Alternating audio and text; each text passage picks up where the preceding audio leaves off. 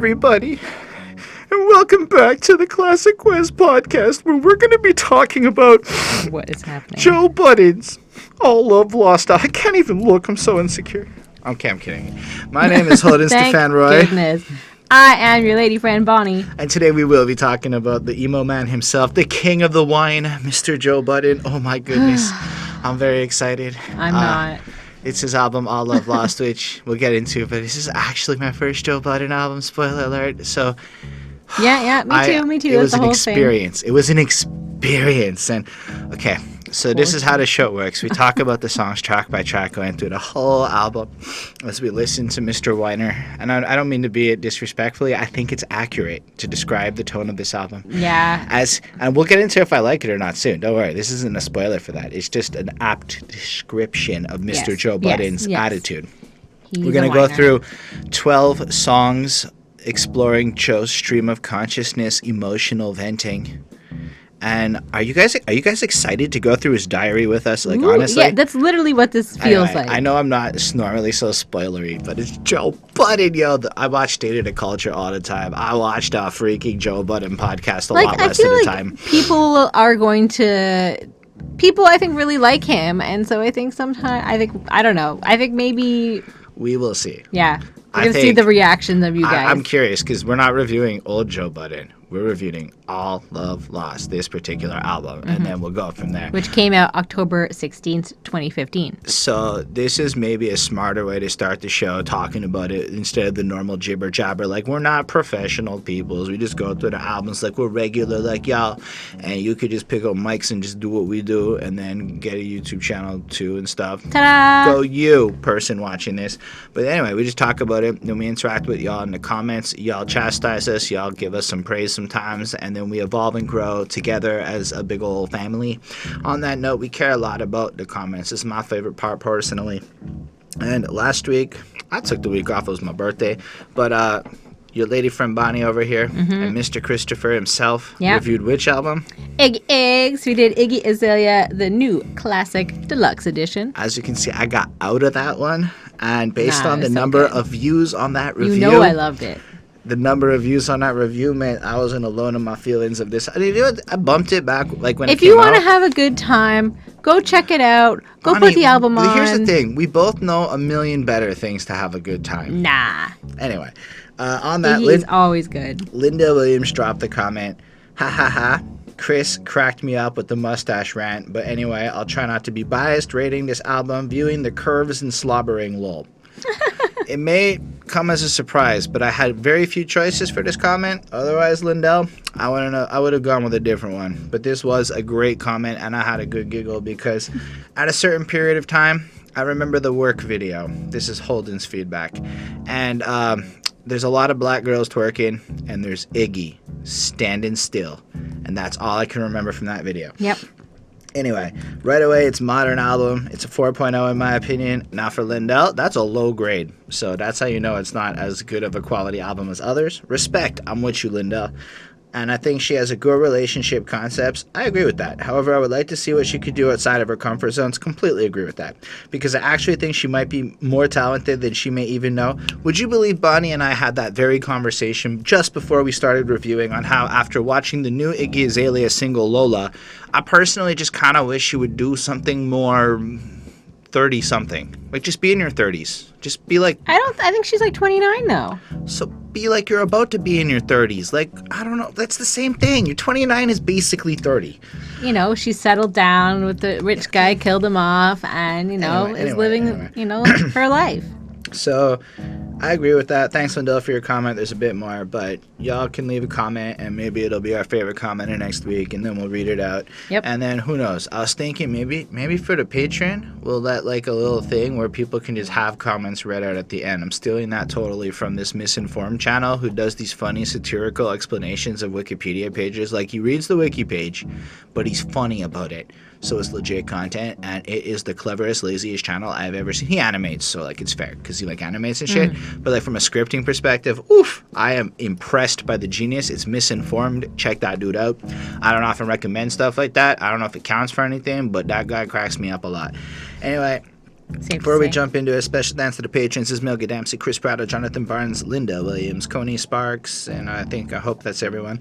Anyway, Bonnie, what album did our patron, Coney Sparks, request from us to review today? Is the reason is why we're reviewing this. The patron was put to our heads, and we had no choice but to do this album. Yep. Well, this week we are doing Joe Budden's All Love Lost. All right, so at the beginning of the show, we like to contextualize our familiarity with the artist, in this case, Mr. Budden himself, the number 2 podcaster on Earth. Both the number 1 and 2 podcasters are named Joe. It's kind of weird. Rogan, in case you were wondering. But yeah, Joe Budden got to number 2. So we like to just start off kind of describing our familiarity because it's fair.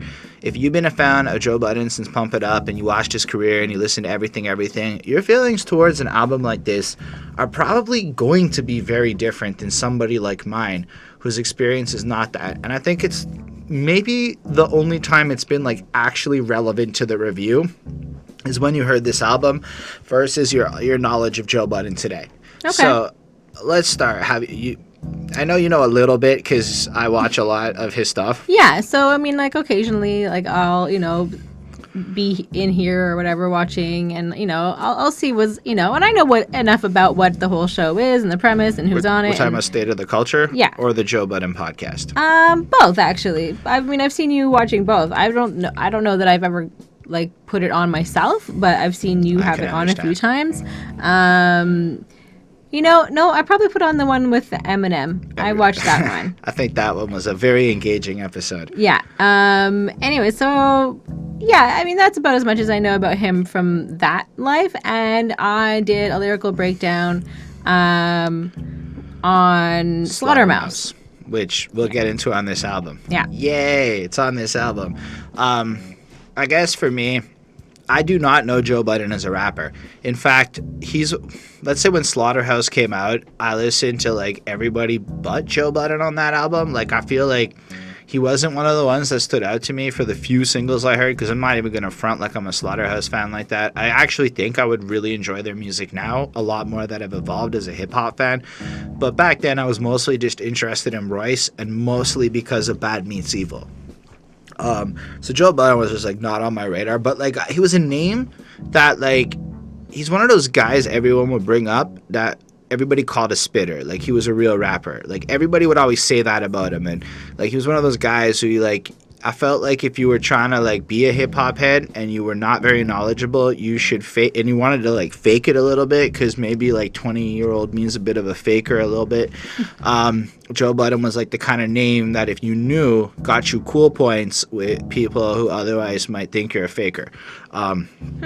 Anyway, so I don't really follow his music career very much at all, simply because not on my radar much. Then the Joe Budden podcast comes out. Now you may wonder why I watched that for a while, because I make a podcast, and I felt like watching Joe Budden in his emo erratic state was like watching me a little bit. I feel like I am in kindred emotionally fucked upness.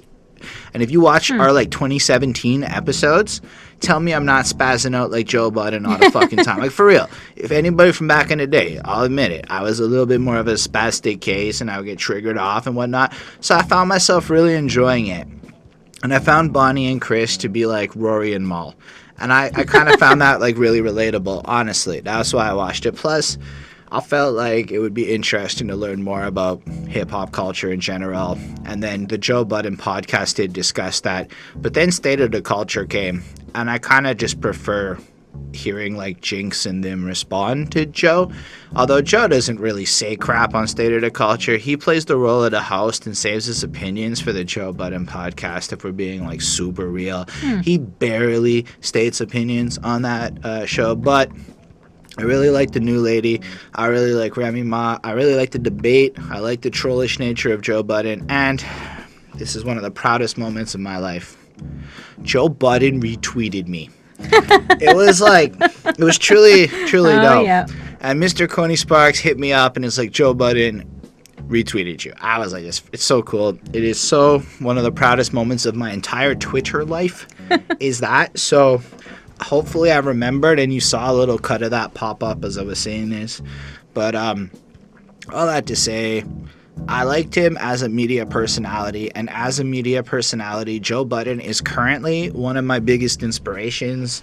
Somebody I very much respect, whose moves I watch. He's kind of grown up a little bit. His like video with Charlemagne the God when they did their like top 5 whatever list. Oh, inspirational. Just the moves, watching these dudes play around, learning about the way he condemns DJ Vlad and shit over the years. Like, Joe Budden is so interesting. But all I have to say, I know he's matured. And he's not the same man today that he is on this album that we're going to get into. And I think knowing that almost makes this album really cool to me, because it's like seeing that the story kept going. And like, Joe Budden is probably in the best place of his entire life today. I mean, the guy is lit in terms of what his life really has become, even though I believe he suffered a recent breakup. Yeah. Anyway, Chris Chrome, he watches all the Joe Budden podcasts religiously, like every episode. I'll be honest, I haven't watched an episode in like 6 months. Anyway, that's enough about my things. But when it comes to his music as a rapper, obviously I heard Slaughtermouse back in the day that one time. Somebody like put a blog, Joe Budden, this is Eminem. A couple other tracks here and there. I went back and listened to that one Slaughterhouse I like, the one song where it's like 3, 2, 1. If y'all know Slaughterhouse, you know what the fuck I mean. That, and I was like, oh shit, that is Joe Budden. He does like the back and back verse at the end of the track. And then I haven't really listened to his music till now, so here we are. The album's called All Love Lost. I mean, there's no love lost. There's all sorts of different albums in the similar titles, so knowing that, the conclusive final nature of All Love Lost is pretty cool. I'll give him that. I mean, it sounds like we're going to get some emo crap, and I mean emotional, and I mean My Chemical Romance, the used type emo, which is good for my soul, because, you know I'm down to whine along with these guys. I'm like, oh, I shouldn't do that. That's copyright violation nowadays, so you can't really sing shit like that no more. Anyway, so the cover's a baby, like a Cupid baby. It's like a dead cherub. A black Cupid baby. And it's like it's a Cupid baby lying in blood. Yeah, like a shot cherub in the back. Oh, is that cherub's a Cupid baby? Yeah. Okay. And it's been shot in the back with an arrow. His arrow loves arrow. And then there's a rose in his hand. And I mean, it does exactly what it's supposed to do. Yeah. Because it's not what you would expect to see, and by doing that, it's memorable. It's stark. It stands out. It's all white, and then you see this like dead baby, and it's kind of like the juxtaposition of like, I don't know. It's just so. It's so cliche. It stands can out, we just but call it cliche. Like, I'm just looking back at No Love Lost and Some Love Lost. Like, those titles are fine. All Love Lost it's just the corniest crap. And you know what? I say that with like respect, because if you're gonna do the album like this, do the album like this. So with all the possible respect possible, this is the perfect corny cut my wrist because you don't love me anymore album. I mean, okay. Like, vindicated, like that type of crap. Like with Dashboard Confessional Spider-Man song. I feel like everyone knows that. Okay. Like, it's that. Like, I see that cover and I feel that, and I'm like, all right, Joe, we go in there. Spoiler alert, the album does not disappoint. I don't have a lot more to comment. I think it is cornily wonderful. Yeah, I mean, that's pretty much what it is. So, you want to get into song 1? I would love to talk about the title track / intro. All Love Lost. I gotta give Joe Budden a lot of respect. He writes Tool length songs. Like, this is a Tool album. 7 minutes an hour and 14 seconds. minutes, and it's 12 songs. Okay, that's a Tool album. That's like, oh shit, the first 7 minutes and 21 seconds. I looked at that and I'm like, wow. So I mean, I don't mean that in a bad way. I mean it like, those 7-minute songs are kind of like this in my experience. They are either riveting, wonderful, replayable experiences like a Tool song, or they're not. We'll get into it. So on that note, I just looked at the track list and I cried a little bit. It's like, Yep. I decided I'm gonna hit the elliptical that I bought recently so my health can improve. And I was reviewing songs and I decided I'm gonna do 30-minute sets a couple times a day. You know, that's a good move. I can handle that. I got through 1.2 Joe Budden songs on my first attempt of review. I got through the title and then I started playing Broke and I was basically done my time and I'm like, oh crap. That's okay. I'm lying. I got through Broke also, but for real, 2 songs in 30 minutes of because I've listened to each song 3 times in a row. Anyway, what do you think about the first letter in our diary? Well, right from the very start, he's very personal. He's telling us a story about something that he went through, so you get this feeling right away that this is a form of therapy for him. He doesn't know what to do at this point because, a lot of people didn't like his last album and they were complaining. Pause. Yeah. Remember when we listened to that NBA song? That song with French Montana and Wiz Khalifa. And yeah. I believe that was on the album he's talking about. Why? Because it was in the Joe Budden annotated comments on Right. Genius. Because guess who commented on every song telling you what it's about? Joe Budden. Go on. Yeah, because he has to. So I guess a lot of people didn't like it. For the record, and it's cool that Joe Budden commented, Yes. not uncool. Yes. And it just kind of, I think people didn't feel like he was being honest or didn't feel like him. And so he kind of explains, or I think just that kind of explains like the kind of honesty that we're going to get. Like, we're not going to get any fakeness. It's going to be 100% real, and he's going to tell it like it is. So that's what we're getting. But people are never happy. So we'll see what happens after this album. So he talks about going through hard times, kind of about alcohol abuse and about the issues that he has from his past. And he feels a lot of self-doubt, and he feels very depressed, and he has a lot of mental issues. And he's, he makes it clear that he's not a guy out on the streets. He's a good guy. I think we find out later on that he's kind of cleaned up, but that maybe he was involved in some stuff. Well, I think he was trying to imply I'm not streets as in involved with gangs. Mm-hmm. I never claimed that life, even if I wild out or whatever. I Right. never pretended to be something I'm not. Right. Yeah. Which is, cool. Always glad to hear that. He talks about that he started abusing pills, and because of that, he became impotent. And even with this super hot lady, he model or whatever, he couldn't get it up for her, and so that sucks. And he's and that's pretty fucking honest for a guy, because that's a guy's biggest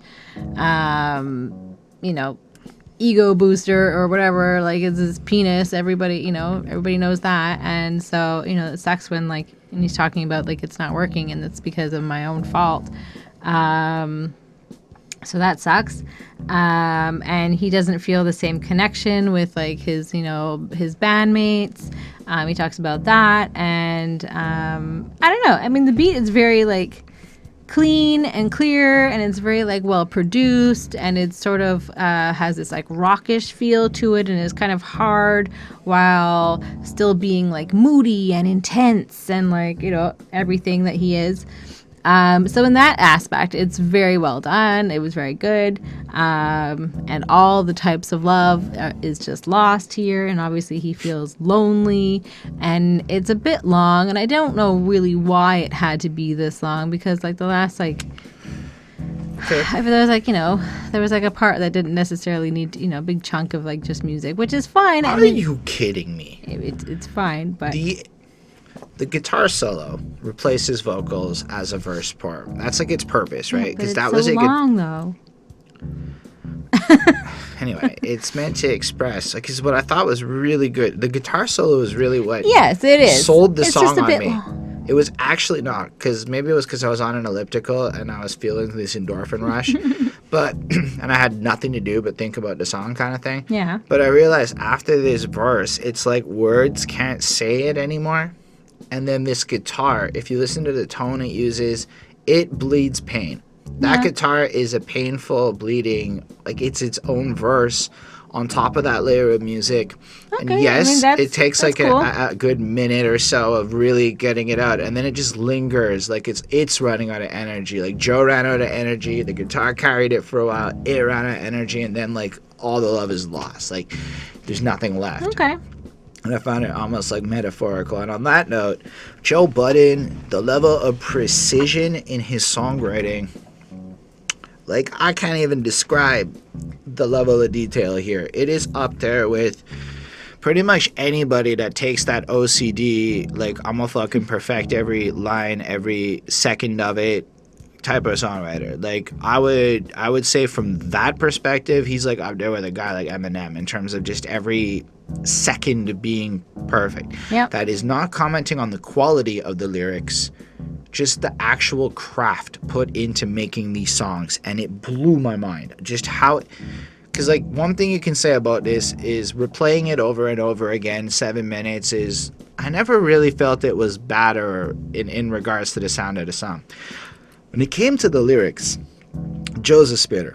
Here's an example of the quality of rhymes that we get, you know? It's given, then self-pity hits me, and I start to feel like I don't deserve to be forgiven. We're not talking about the honesty, or just whatever the rhymes. So, you know, he's feeling down. Like when you can't think, talking when you don't drink. So he's sober and he's feeling a certain way. Been sneaking around your own kitchen because you got to get a swig in. Okay, yep. So he's following up. Plus the way that he's just rhyming, it just feels nice. But then he caught me on this bar, and I only caught it on my 5th listen, just like earlier today, giving it one last listen, you know? I got issues. Weed and vodka will settle some. Well, ain't that the pot calling the kettle one? And when I realized, I was like, no shit, eh? Because like that was like a double entendre. And pot calling the kettle black, as in that's like being a hypocrite. Yep. And weed and vodka, and then that's actually just pot calling the kettle one, which is vodka. Yep. And that's like, that's the kind of bar where you might listen to the song like 5 or 6 times before it pops up at you. And I say that because there are 7 minutes, well, there's about 5 straight minutes of Joe. Now, to the length of the verse, I actually get it, man. Because in a lot of ways, I get it, but it's for an opening song, it's a bit much. So, like, I'm not necessarily trying to floss about myself as a writer, but when I compose the lyrics that I put to my music, I honestly do not see length as an issue. If the beat is 4 minutes long and I can just do 4 minutes. But sometimes, I mean, long songs don't feel long. But like this one started feeling a little bit long. But there's a reason for that. And I think I'm going to get to it. I'm kind of layering how I bring this in. Okay. And like, I think that when you're pouring your heart out and you're actually just treating it like therapy, it's just what's on your mind, and it's very stream of consciously. Like, I believe in the second verse, he's just like talking about a girl, and then that chemistry we once had, did it all die? Something's changed, I just can't put my finger on it, and I'd be wrong to sing a song, but let it linger on. So it sounds like he's still talking about the girls, but the beat and tone has shifted, and now it sounds like he's talking about Slaughterhouse with all the brothers talks. And so the verse is really just Joe feeling away, and like, you never been in one of those moods where you talk to yourself and you can literally just rant for like 25 minutes straight? But imagine you're able to rhyme now. And imagine you're able to basically freestyle now. And imagine you've been doing this for like 20 years. And so you're just in front of a booth and you hear the beat and he just keeps going, you know? Okay. It's not actually that hard. Like I can imagine it, but I don't know that I've ever done it. But as far as what he's saying here, put yourself in the perspective of being a Joe Budden fan. You've been with this guy for like 15 years or whatever, 12 years. Yep. Ups, downs, highs, lows, love and hip hop, pop, whatever. And then you get this, Joe Budden pouring his heart out. Now, that in and of itself is very commendable because I'm one of those guys that just thinks that more people should do that. And I try to pour my heart out. And I just believe that the vulnerability that you can show while being a strong person is what really qualifies you as strong. And you know what? You can talk about fucking bitches and paying for strippers. But like you said, it takes a real man to admit that the drugs made you impotent and you had to reform your life because of that awkward and embarrassing situation. Mm-hmm. And to be able to put that out there into the world. Like to start off his album with like saying that, like this happened to me, like almost as like a precaution to like a everyone. warning. Yep. So it's like kind of he's using his life. And he's about 35, I believe this is done. 34, 35. So he's a couple years older than me. So I can kind of get where he's coming from. Like he has this clear desire on this album to turn his life around. And it sounds like he's on a redemption quest. Mm-hmm. He's been on a redemption quest with tons of fuck ups. And we're at the point where Joe's dropping, like, it almost feels like he's dropping the pretenses of anything that may have been in the past, because I really don't know. And he's telling us, and I guess the fans, like, almost the truth for, like, almost the first time about his personal side of his life. And he just, I don't know if that's true, but that's, like, the impression you get from this. And this is all really good for all of what it is. But I had one seriously big issue with this song and many of the others to come. What? I'm just not in the headspace to give a shit. And I don't mean that disrespectfully to Joe Budden. If I was like 4 or 5 years younger and when I was in a more depressed, anxious, not able to function as a human being, I think this would have really motivated me. And really, I could have related to it. And at my heart and soul, a track like this is like can really do a lot for people. And I think its therapeutic value being in the world, it's amazing.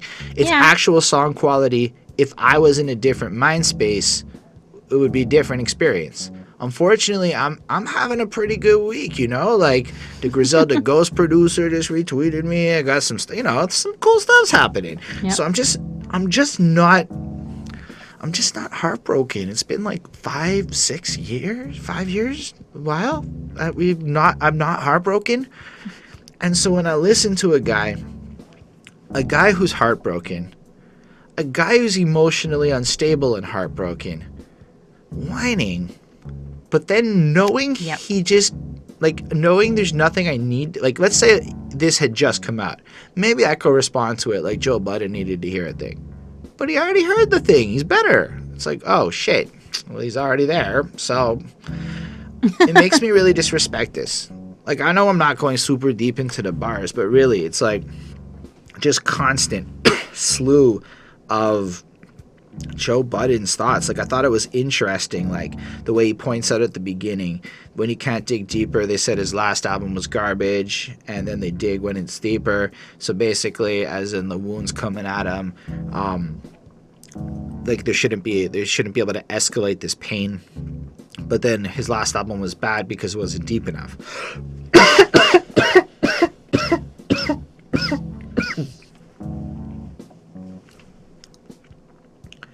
Then he follows that with, like, they ain't see what I see. I guess my vision was weaker, or they buy me to hear me so we can skip all the features. I'm like, woke me up in the pinch, so it's English now. Since they don't want to hear French, they don't want to hear whiz. I didn't get that French line for a while, man, until I saw the French Montana song. And actually, it was in this very moment when I realized, oh, French Montana, Wiz, Kirk, okay. Those are the people he's featuring off the last album. Mm-hmm. And so he's speaking in English now, to be clear. I didn't realize that was French Montana at first. Shoot! Anyway, so it's really clever. And what I thought was really cool is they'll hate it before they hear it if they think it's commercial. So they patiently waited for My Fortune's reversal. And I thought to Revival's release. And how much everyone hated it because they thought it was commercial, just because of the track list and shit. And then there is this weird sentiment that I see a lot with fans where basically they don't really want you to succeed. Now, I'm not talking about the wonderful people watching this channel. I'm not talking about, like, all fans. I'm talking about the part where core fans boost a person to a point where they can really achieve financial security and freedom. In a sense, happiness. Because financial security and the freedom that comes with that does give you a lot of not stress. And I would say not stress sounds pretty happy to me. And then there's too much, which is new stress. But there is a middle ground. Yep. So you take a person who's been struggling forever, and maybe they finally are picking up some buzz with Slaughterhouse, and they go ahead and switch some stuff up, and they're just trying to figure it all out, and they're maybe trying out to do some more. Maybe they're playing around. Maybe they're flat out selling out. But it's the idea that, why can't you let the man make some bank so he can go ahead and get rich and then come back and do what he wants to do and when he's got the money? Like, it's almost weird that as fans, we care so much about artistic integrity without any empathy into the struggle and decision making that goes into fucking not making money as an artist. And I'd say I have a pretty unique perspective of what it is to have a lot of debt related to art and to struggle with decisions like, yo, I could probably write a banging hit, get some half-naked women, and get some views. Actually, I guess. but it's not like a fake thing. I could probably pull it off on very low money and actually make some bank rapping about some pimping shit or whatever. I could probably spit some dope stuff. I'm not trying to be braggadocious. I'm saying I would study what I need to study and do what I have to do. True. And I would come up with something that was fresh as fuck, pop as fuck. I would just get half naked and jiggle. Like, there's so many things I could do to Bunch go of twerking girls. viral. And I have to struggle with decisions like, do I keep doing the thing I believe is the right thing to do versus coming at it another way? And while all the people that support me in their own ways are dope and all that other stuff, and I don't really have expectations for people to drop anything in their busy lives to come give a shit about what I do, I can also empathize with how frustrating it must be that, like, you finally get like $10 million, let's say, after 15 years of struggle, and then everyone's calling you a sellout hater and fucking turning on you. Like, on the one hand, I can understand the frustration, but I don't feel like Joe's being malicious with it. I think he's just stating, I guess that's what happened, and it made me feel sad. And almost like part of this All Love Lost is like, wow, the fans don't really want to see me happy. They want me to be the puppet that I am. And that's an interesting point. Like, what would happen on this channel to the patrons, let's say, or the people who are subscribed if I'm like, you know what? I'm going to stop doing album reviews. I want to go ahead and do drama shorts. I bet a lot of people, and I'm not saying I'm going to do that because fuck no. But, like, I mean, maybe I'll do it, but not at the cost of this. I fucking love these album reviews. But, like, what I'm trying to say is more, if the core audience gives a shit about me being happy, then what I do to be happy is what's important. But I'm not ignorant. We're all here because we give a shit about the album reviews. We're not here because of my happiness. Not to say that you don't care if I'm happy. Right. But, like, and I get where he's coming from. But then again, this isn't my music. This isn't, like, the relationship. But I put myself in that mindset where I'm like, I kind of get both sides of the coin. So what I love about Joe Budden on this song, and I guess throughout the whole album as we explore stuff, is that you get this vivid dichotomy of, like, I fucking think you're a petulant child and shut the fuck up, but good on you for saying the things I feel. Because I've related, I don't know if this is what anyone expected in this review, like, but I've related to all of this at a younger point in my life. And I'm certain that if my world falls apart in the next couple of years, I'm busy sounding like Joe Budden is here. It's not what happens if, heaven forbid, I'm single and heartbroken and somebody's up in the clubs and, you know, how do you know I'm not writing some crap like 7-minute Joe Budden tracks, right? I guess. I can't say that I'm definitely any different. worth at least 7 minutes. That's fair. The whole album, you know? So I really like that. And I like the fact that simultaneously in the same song, he's kind of like talking about music, but life goals. Like how he talks about why the fuck are you surprised that I left the hood? Who wants to stay in the hood? Yep, fair. Are you guys dumb? Of course I want to leave the hood. Like, this is Joe Budden's words. And I'm like, yeah. And then he does it in like a smarter way. He goes, even so the goal's always been to leave the hood. None of this should be a shock to y'all. Logic says if you're still there, that's a knock to y'all. And I wondered if that was like a Logic line, as in the Logic rapper. But then I thought past that and just said, screw it. Logic, literally, because if it is, that's extra dope because it's a double entendre. But I don't know Logic's career like that because he pisses me the fuck off these days. And but the fact is, like, the idea is if you want to stay in the destitute of your past, that's a problem. It's not a good thing. And then just the way, like, he just kind of puts out his whole situation. The love's gone. DOA. Once we left the murder scene. Joe. Okay, Joe Budden. But I love it. Like, you gotta understand, as much as I make fun of it, it's like when it's your homeboy and you make fun of them is how I feel about emo rap. It's my favorite. Like, at my soul level, I'm in the emo rap club. Why the fuck am I gonna really hate on what the fuck these guys do? I want more people to want emo, vulnerable rap. That's good for me. let's push that shit. On the other hand, it is so fucking funny sometimes when you analyze it, because it is often the worst parts of our character, and it's funny, dorky, easy to make fun of shit. So whatever. I feel like I'm laughing at myself when I laugh at Joe Budden, is I guess the way to look at it from my perspective, even if y'all don't agree with me. But then again, and anyway, I really like this track. What did you give it?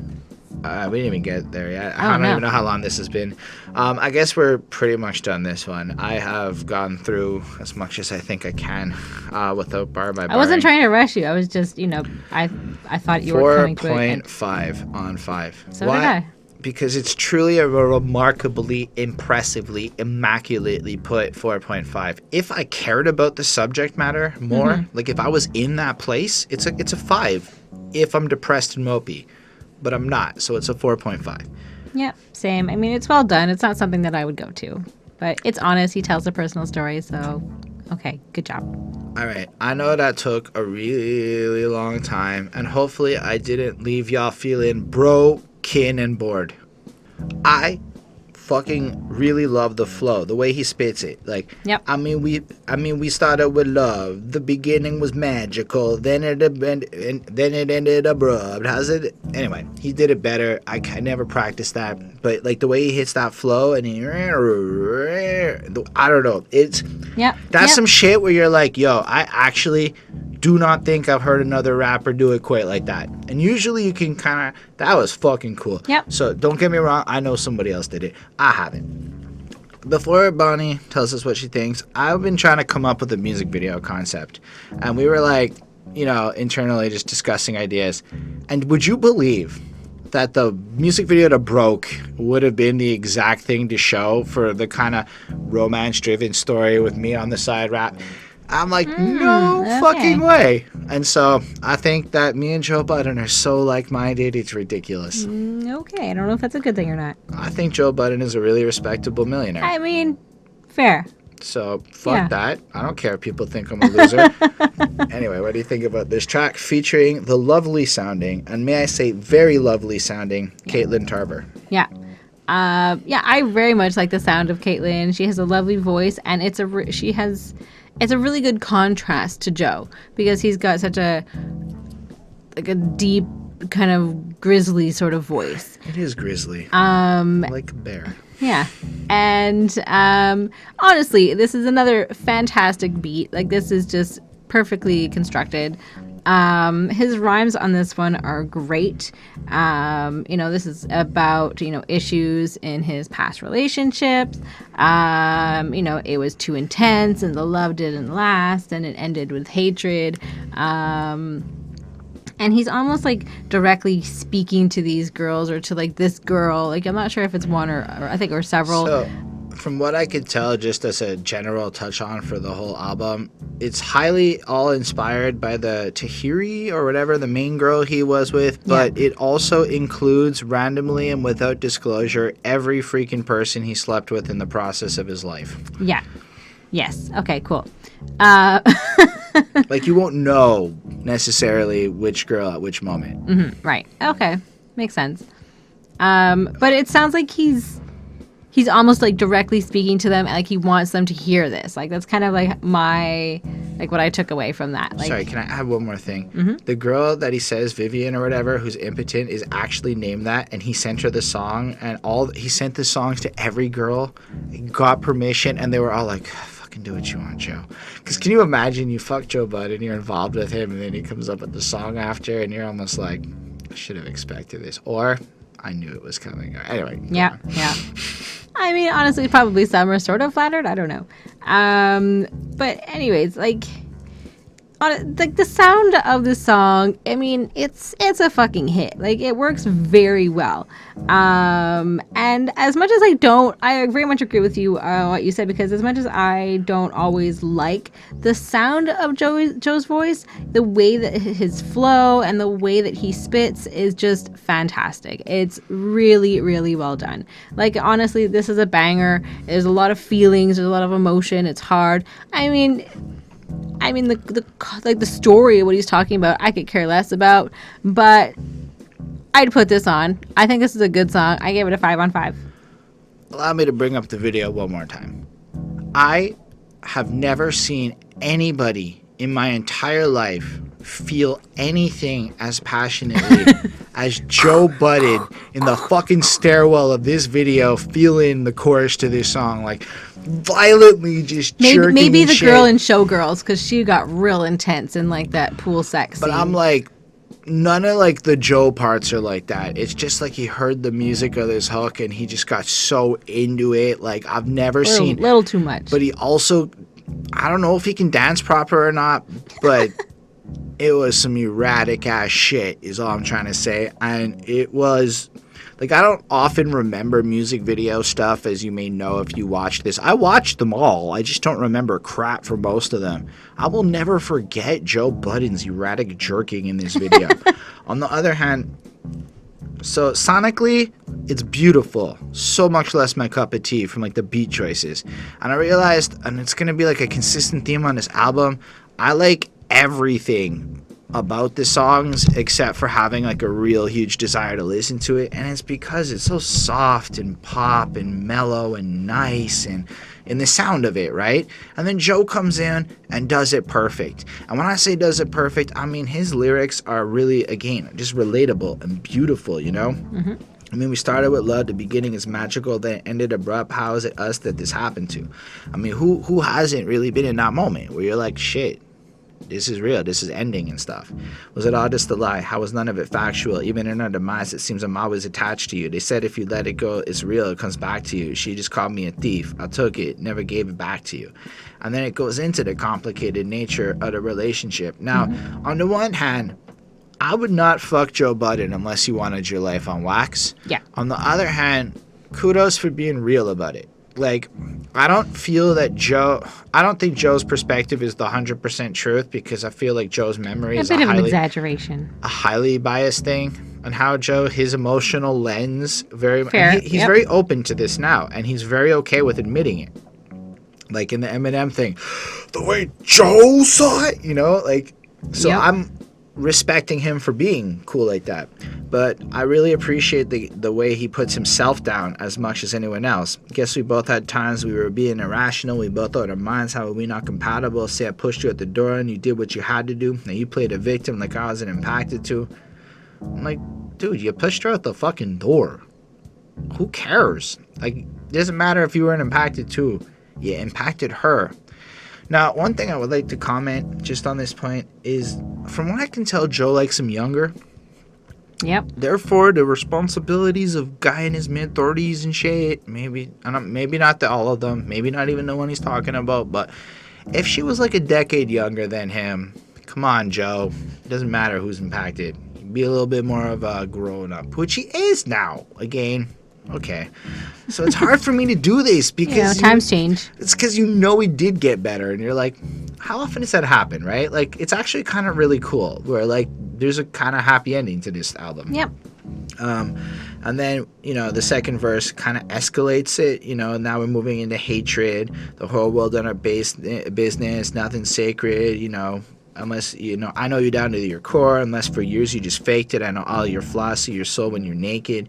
Now you got a new squad, all them bitches is basic, and even if they ain't, it ain't hard to mistake it. And that's an interesting point. So it's like, I know you, I know the real you, etc., as much as possible. Or you were completely fake the whole time. But what I think happened is your new friends have come in and influenced you, and these are basically, the core of it is a bunch of people that are kind of like trying to take from you because, you're dating Joe Budden. You're obviously going to be a high-profile person, is I guess the point he's making. Like, in his mind, he makes women, which, right. You know what? There's probably some truth in that. There's probably a percentage of people out there that are very willing to link up with a Joe Budden to launch their careers, as opposed to actually caring about Joe Budden. Okay, yeah. I don't know. And then this one was on the shorter end of things. I don't know. But I like how he kind of ends his verse. Sorry. You still call me every birthday to say that you miss me. You check to see who I'm with. Did anybody come after, but still talk like you the one? You say that none of them matter. I guess it is what it is. What about what it could be? Do we try this again just to confirm what it should be? So this I thought was super interesting too, because it kind of gives Joe that redemption point where you're kind of like, oh yeah, maybe she is fucking around with him a little bit too. Because it's one thing if like girl bounces out and Joe's a dick and then he's just acting like it. But if girls like now hitting Joe up when she's bored, and you know she keeps calling him and she wants to fuck, Yeah, then kind of it's like all of a yo-yoing. sudden. I mean, they're both to blame at that point, and it really just takes. I think the way he closes it out really adds a lot of value in terms of subject matter to the diary entry, exploring the brokenness of the relationship. And I thought it was a really honest song again. I really, really appreciate Katelyn's verse, and I don't know. I'm giving this one a 4.25. It's not really my favorite because of the sound, but I feel like the album is hella consistent in quality, and I want y'all to know my preference doesn't take away from the quality of the song.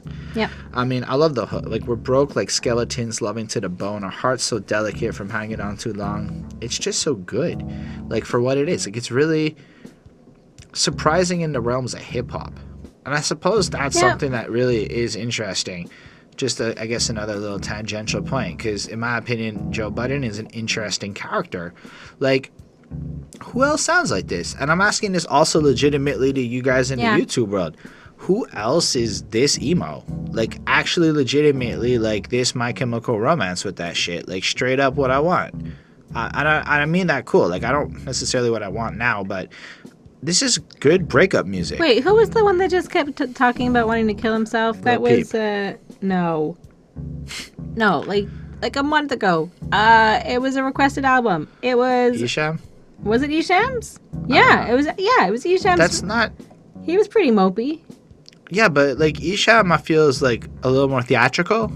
Like Jackie's a cum guzzling slut, you know, whereas Joe Budden's actually talking about Joe Budden's actual relationships, like you're reading Joe Budden's actual diary. Yeah, okay. And that's always been what appealed to me in emotional punk and emo songs.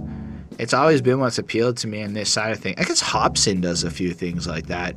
I don't know. I'm super curious. Who do y'all think are the best emo rappers out there? And should there be this kind of emo rap? Not talking about the Lil Peepee stuff, which I love because I like the rock stuff, but like this, where there's adherence to the actual bars and the craft and the flow and the songwriting. Anyway, 4.25 for me simply because it's you good? Yep. Well, are we just playing our part doing these reviews? Yes. 6 minutes 51 seconds, yo. Joe Budden is back at it. Yep. I like the beat to this one a little bit more. I feel like this song's a little bit better right off the jump. I can vibe to it. But yo, it's just like this is the moment I realized this is the album. Like, we're not getting anything else on this project. And I mean, I have not actually finished the review, to be candid with you. I knew this was going to be a multi-parter. I didn't realize I would spend 30 minutes rambling on the first song.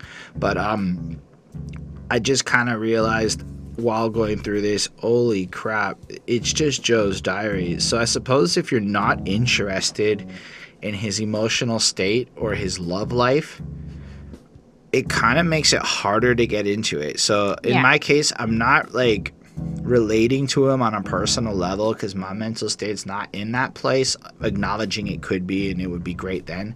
But also, I don't care that much about this drama because I know his life's interesting now in a different way. And that made it really hard for me to necessarily care about the lyrical content. While recognizing it's great and it's interesting and I'd care in a different mood.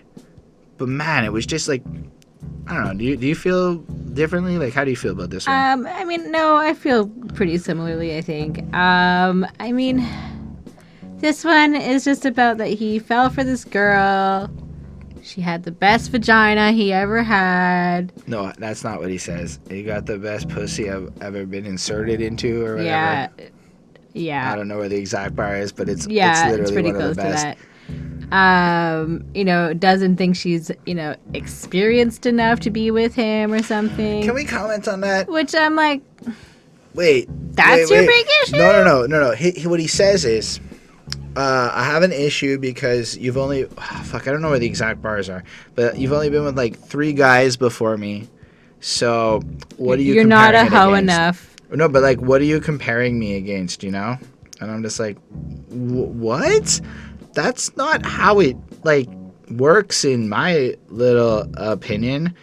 Like if you're an interesting man, like there are some women out there who just meet like one guy and that's like it, right? Yep. So Props to them.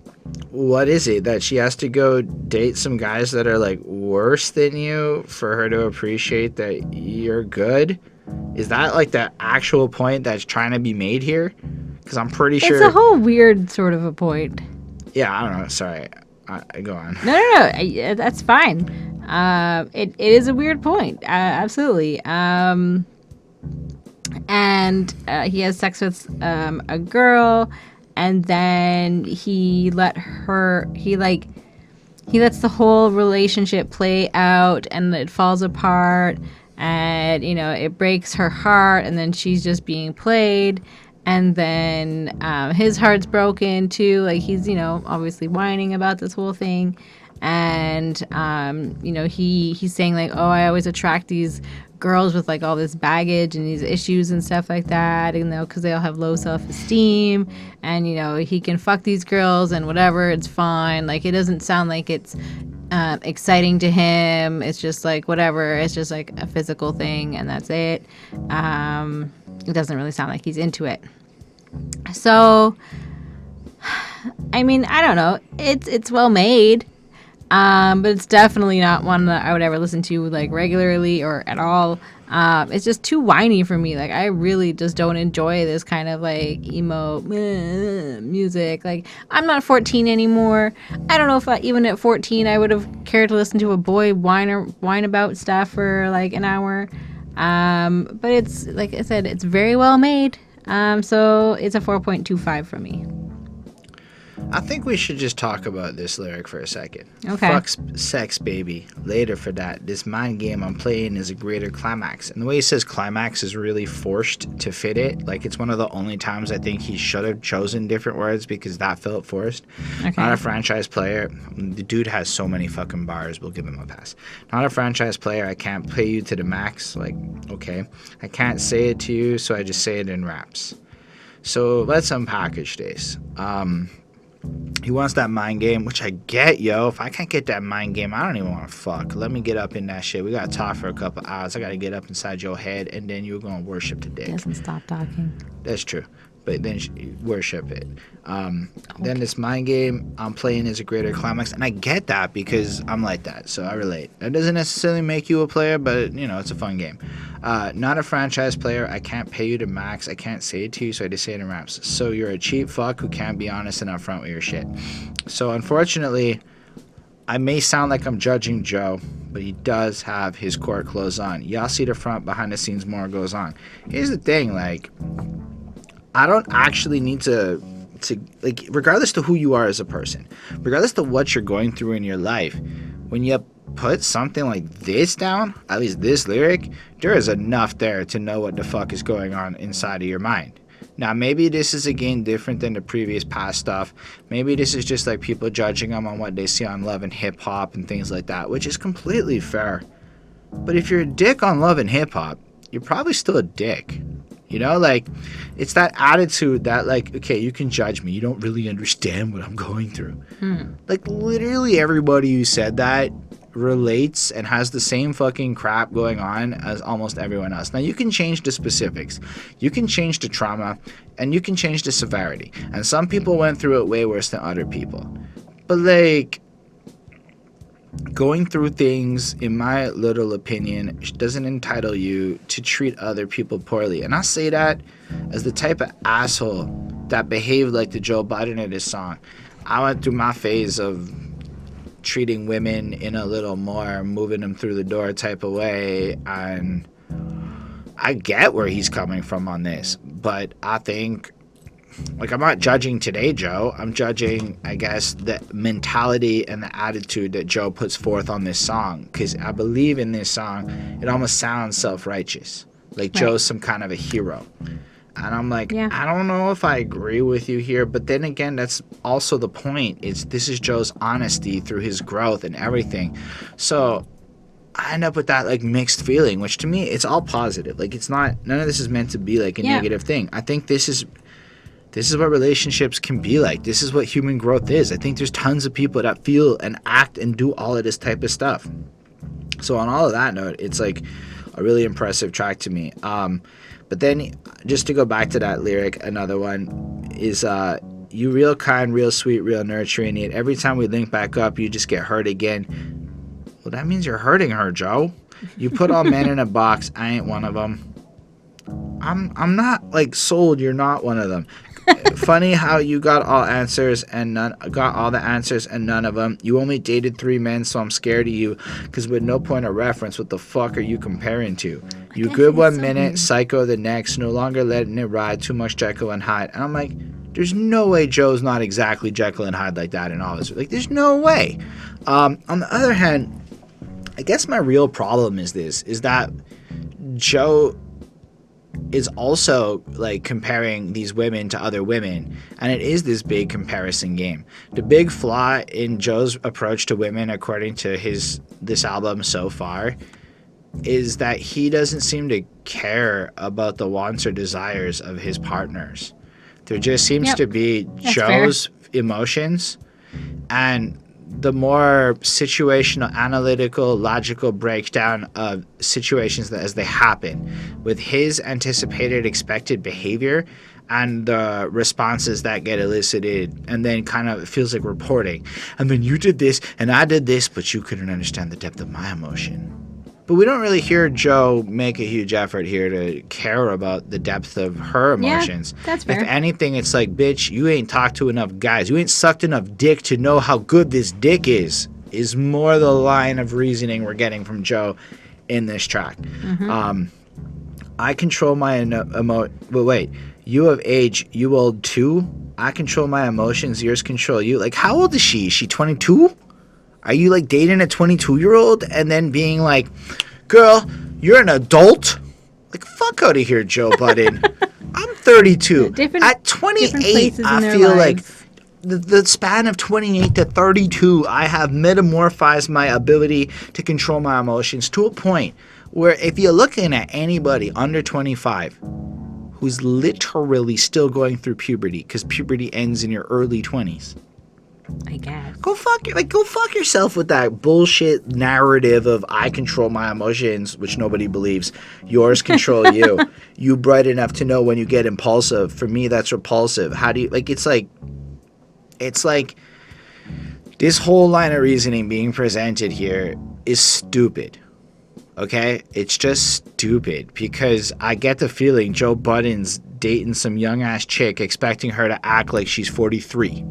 You know, like, right. And fuck all of that. If you go through all the shit you go through in your life and you act out a certain way, and the lady's also going through shit, like, what are you doing here? I'm not certain I understand where there's any justification for like what Joe Budden is presenting here. Like, it just kind of comes off a lot like, the woman did not worship me the way I wanted to be worshipped, so fuck her. Yep. And that's really shitty. This is an album describing what I call nice guys, having formerly been a nice guy. Nice guy. Now I'm an interesting guy. Nobody really likes me that much on a personal level, but I'm interesting. I guess. To like people in my life. Maybe you on the internet, like PewDiePie could be the next video. I'm fucking nothing next to what's out there on the internet, but in Holden's live. Anyway, I give this song a 4.35. Okay. I like it more. Oh, fuck. I didn't even talk about how good the chorus is. And he goes, though I know it's short term, you never stay. You always a sucker for whatever. Yo, what up? Are you good? Hit me up whenever you in the hood. Then we fuck, and it's fine. You got all this bullshit on your mind, and it's a fucking great hook thing. Yep. And then he flows into that little part where it just feels like so robotic, so what it is. And here's the thing: I've been there, I've done that, I felt that, and I know what it is to just be playing your parts. You're watching how I perform, and it's breaking your heart. You home alone, backtracking, replaying the start. You realize this whole script you've been playing's a mark. That ain't stop you from taking a part. I guess we're both just playing our parts. Yep. And that's the crazy shit. You know what's crazy about women? Sorry. Hold on a second. You know what's crazy about women, internet people? It's like, you can be really honest about some shitty shit you do, and they will come back and almost love you more for being honest. Depends on what the thing is that you did. In the beginning parts, in the first 6 months to a year, Okay. you can be like, get it all out then, guys. I'm gonna sleep with who I want. I'm gonna do what I want. You know what? Blah blah blah. And it's like, wow, he's not lying to me about it at least. And I'm like, I literally was like in that phase of my life, like, this is real. So all the times that I lied and I tried to hide that was stupid, and just being straight up worked. So anyway, I've been there as that kind of guy and all that shit. And so I've been through that life for a quick minute. And so just hearing it, because we just play in our parts, just the whole way that chorus kicks in, and how both sides are really active and willing participants to this corrupt fiasco. Because as much as I'm criticizing the attitude Joe's putting forward, because I think it's a shitty attitude that Joe is putting forward, I also think that the lady playing her part is fully accountable and culpable for all of her actions. And I do not believe Joe manipulated that chick back into this game. I think he's just reporting on the game as it played out. Okay. Anyway, 4.35 on 5. All right, so Man Down. I feel like the flow on this track, it's like he does it again. The way he just wraps it out. Okay, they say what's up, wait it up, really don't know where to start. Like the way he just emphasizes the lines, I'm doing it wrong in this flow. I can't just, like, it's just, it really follows suit in being distinct sounding. Like the way he punches is accentuated. Like he adds effects to his voice while he punches. Like, yeah, it's really fucking cool, okay? So on that end of it, it's dope. What do you think about this track? I don't know. I don't really have too much to say about this one, honestly. This one like wasn't my favorite when I heard it. It's sort of about how people want to see him fail and suffer, which is a hard thing to accept, and he's having to deal with that people aren't always going to have his best interest at heart, and people are he's going to believe the wrong people or trust the wrong people or whatever. And he just wants to be liked. He just wants everybody to like him. Oh, and he's like, why doesn't everybody like me? The music on this one, again, it's sort of rockish, and it's intense, and it's sad. And it's just, he talks a lot more about, issues about girls again, and how he just goes through them, and they're just disposable, and blah, blah, blah, blah, blah. I don't know. It's okay. Like I said, it wasn't my favorite. It's very raw and honest again, but I mean, that's kind of what this is. It's not really a new thing. It's basically, like we said, it's like his diary. So I give this one a 4 on 5. So I thought this one was rather distinct on the album. Okay. Because it seems to be the least girl song on this album, right? Yeah. So like the whole first verse, like, okay, the wait's up, waited up, really don't know where to start. People fresh home want me dead and gone. I'm daring y'all. And apparently, somebody got into a car, like put a gun on him, and like if the trigger hadn't jammed or whatever jams, he would be gone. Okay. So like, he's in this kind of phrase of mind. It's in arm's reach when I'm asleep. I'm prepared for y'all. People bleed. Big agrees. Ain't nobody scared of y'all. So that's cool, shutting out big like that.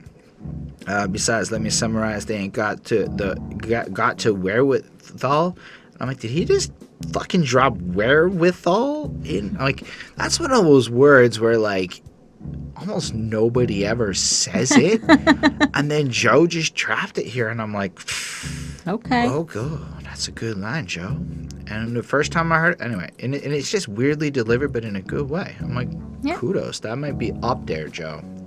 I'm everywhere, they never there. When I'm going to hear from y'all, y'all know me as Joe. Don't want to see me as Mouse. Let me address all these rumors so they don't leave out the house.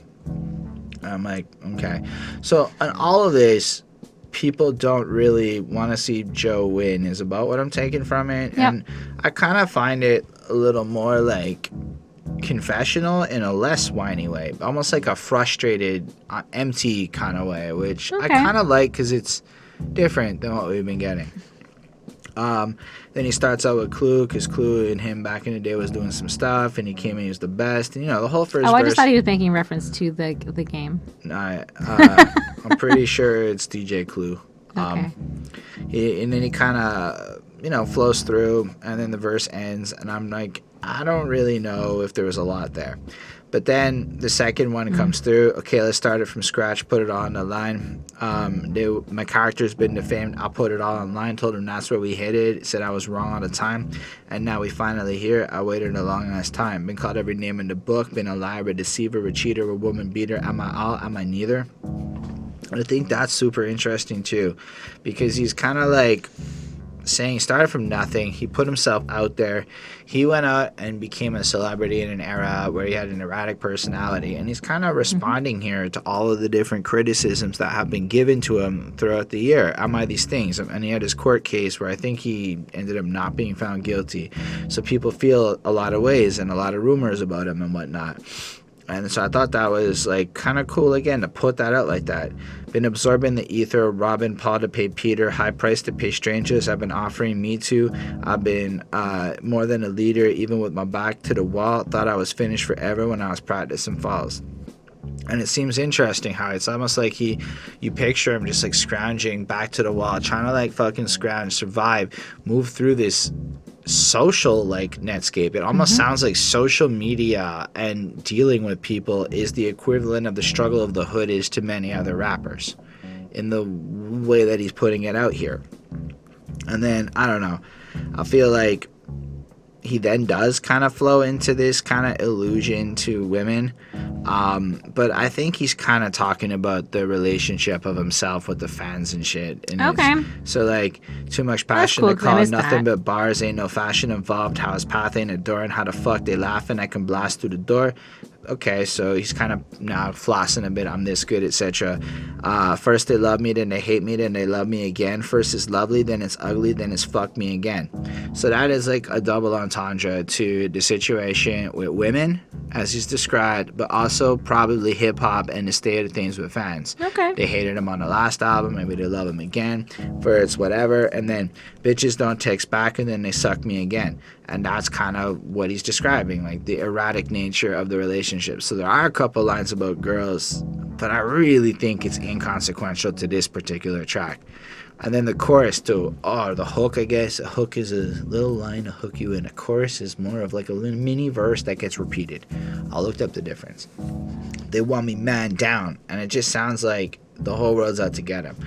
And then we get social conscious. Like, we go straight SJW, like, Joe gets woke. I'm wishing this is a dream. Maybe it's smoke in the mirror. Wish I could change it all, but just by blowing smoke in the mirror. So basically, he kind of hates it all, and he wishes he could smoke some marijuana and escape the pain. Been such a long ride, wishing I was on the side to get caffeine pills to stay awake with Sean Price.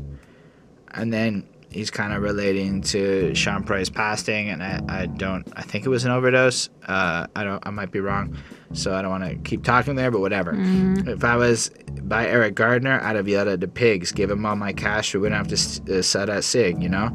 So it's almost like he would intersect himself into these bad situations and moments and fix it in some way. Shout out to Bobby Christina, let her know that I love her, wish she was alive, didn't die the same as her mother.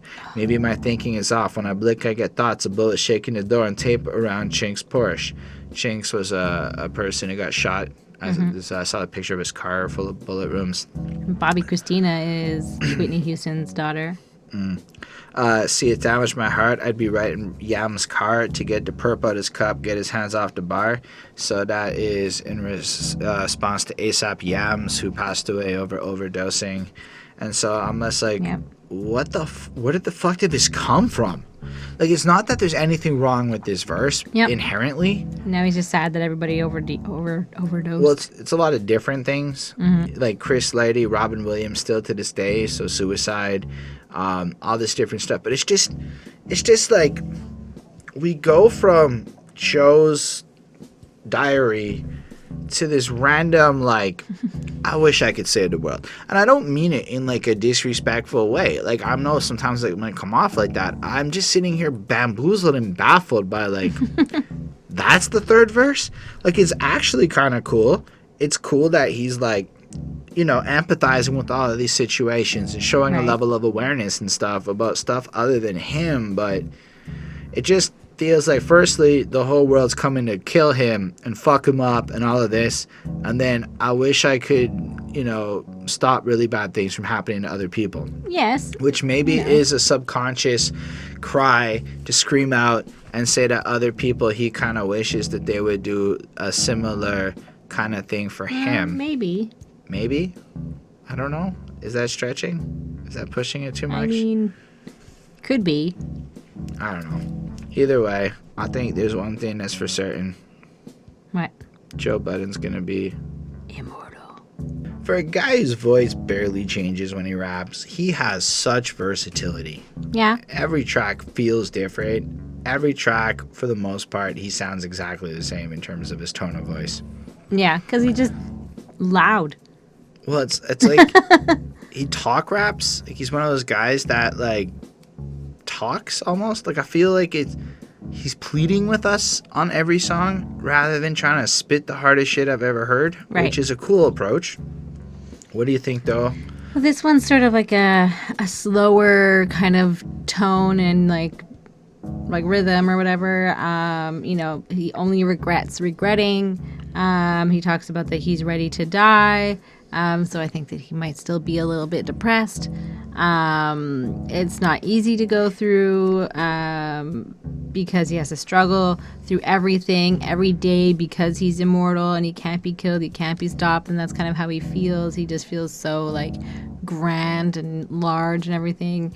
He talks about having been through like bad situations, and sounds like he's again like sort of like stuck in the past kind of, and that he needs to like move on, and like he's still like very much in his head and everything else, and like he feels because of all these bad things that he survived all of this, and so he must be bigger than life or whatever.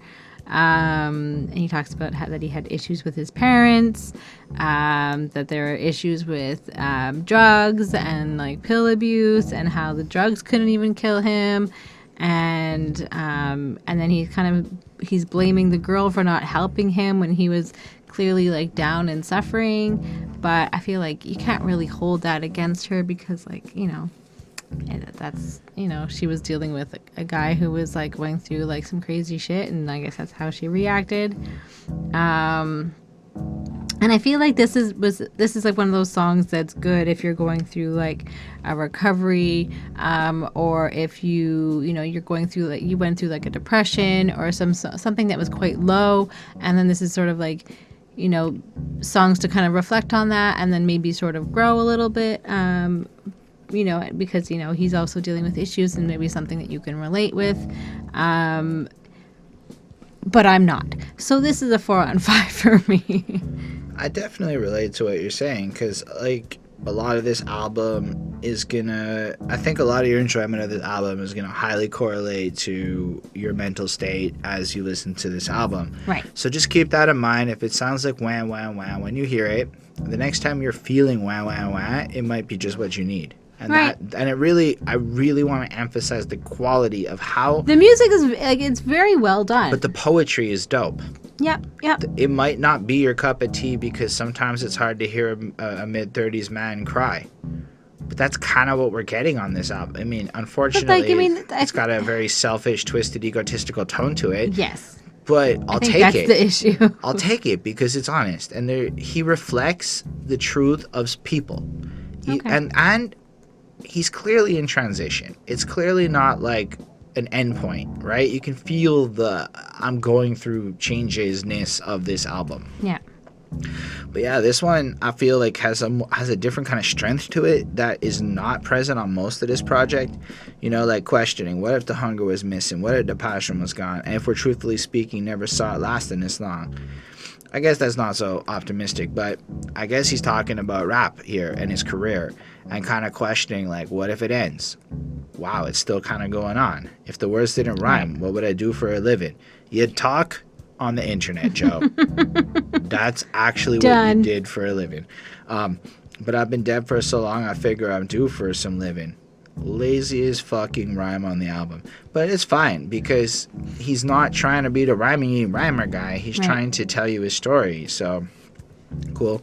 My thinking is so complex, simplicity can get lost. What if everyone was real and I wasn't surrounded by frauds? I can really relate to that because it's like getting trapped inside of your mind to the point of manifesting that and I believe it's the manifestation that everyone around you is out to get you, that everyone's fake or that you can't relate to anyone. And I think Joe captures that really well. The moral in that is so priceless just because I know what it costs. Looking back, damn near every problem I had it, never got him retracted, I combated, problematic, every problem of an addict. And it's just like it's powerful and it's so relatable. And I think it's cool. Heartfelt, but you can't be cheated if God dealt. Fuck this shit, only regret that I have is ever being regretful. Man, there's a lot of people who need to hear that, you know, who need to get past hating yourself, which is something that is hard to do and requires the level of honesty that can produce an album like this. I mean, they all tried to kill me. None of them were successful. A few I knew for some years, and some never met me and tried, but you can't kill nothing that's ready to die.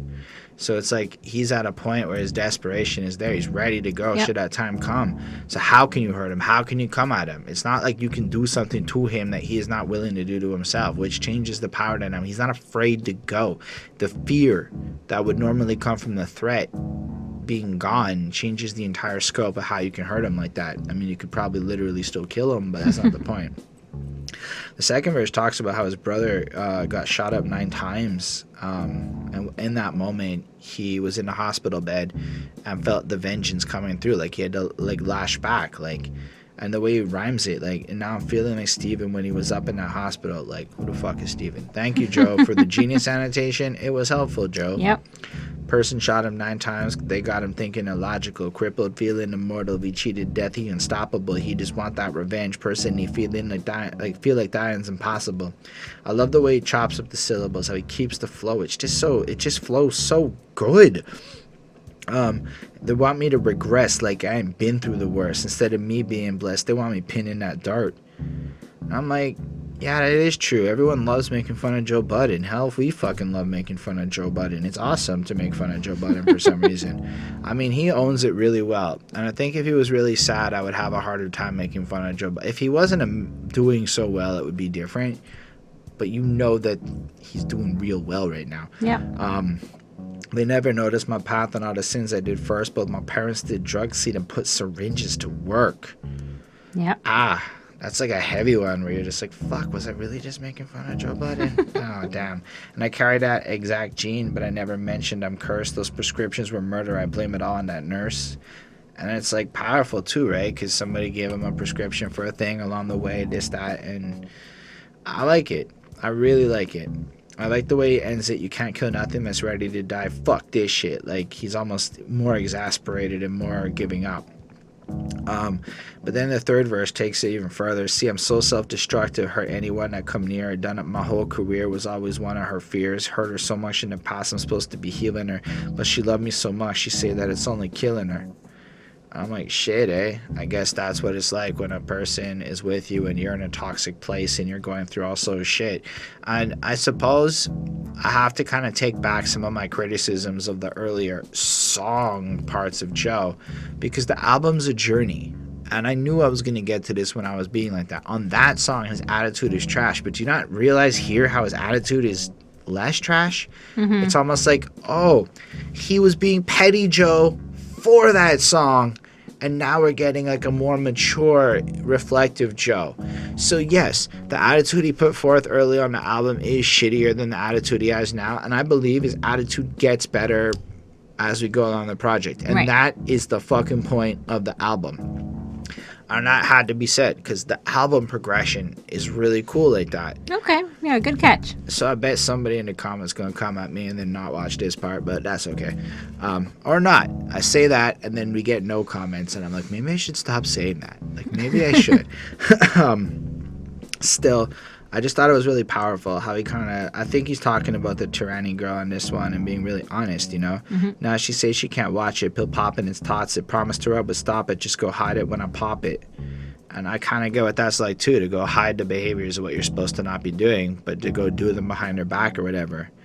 And then it's a shame we can never be the same, wasn't prideful. How can I tell you I'm nowhere near finished from being suicidal? Baby, that wasn't me, just some person that smelled like me. Fuck, like you stuck by some person that felt like me. And you just kind of sit there as he really reflects on the rest of his verse, how he kind of lost weight, kind of did a bunch of shit. And then he judges her for leaving, but then in that retrospect, he kind of make amends to you. He kind of recognizes at the very, very end, I was wrong, is what he's saying. Like, you shouldn't have seen me that high and fucked up. Right. And had you not, it would have been different. And so I really kind of, I'm surprised. Like, it just kind of flipped a lot. And I think that there might be some people who don't understand the full complexity of Joe Budden. And I really admire the fact that as the album progresses, we get that journey from pure petulant, heartbroken, fresh off the boat, we'll call it, I'm in the worst state ever, to this point where he's got through a lot, to a point where he can think back. We're going to get into more topics and stuff. For this track, I give it a 4.35. I don't remember if you gave a grade. I sure did. I'm terrible at it. I get so caught up. But love, I'm good. No, hold on. We should go there, but it's been a while. I think we're going to call this the end of the first part of the review. Okay. And then we're going to go through the rest of the tracks in the second part. I mean, I doubt we're going to get another 30-minute monologue, so it should work out to being similar in terms of timing, hopefully. Right. But it's a little more palatable to split it up, I think. True. So, thank y'all for watching us. Let us know what you thought about the Joe Budden All Love Lost album. We're on the first half. Don't worry. We'll get through the rest of it very soon. Let us know what you think about Joe Budden. Do you watch his shows? What you thought about this review? Any of that fun stuff. We'll make sure to answer you in the comments if you do. Subscribe to the channel for more reviews. Hit that like button if you did like it. And yeah, special thanks to the patrons Ismail Gadamsi, Chris Prado, Jonathan Barnes, DJ Black Hurricane, Linda Williams, and Coney Sparks. They're dope. They support what we do. Helped us get a new camera. Helped us get on Spotify. Go help us get a website real soon. And basically, Coney Sparks used his Patreon powers to make us review this album. So if you want to be like Coney Sparks and the other cool patrons, you can check us out over on patreon.com/behindthatsuit. I don't know if I should. That's just sounded so markety. I'm ashamed of myself. I also make music, and you can check that out. I made an album recently. It's called The Alternative Grind. I dropped it in October of 2019. You can check it out on all the things. He dropped it, and you can pick it up. That's what's up. Let me know what you think about it. Somebody did recently, and I thought that was so cool. So kudos to the guy who actually checked out my album after watching the review. You the real MVP of this episode, and everyone else. Anyway, live long and prosper, everyone. Bye, guys. Have a good one.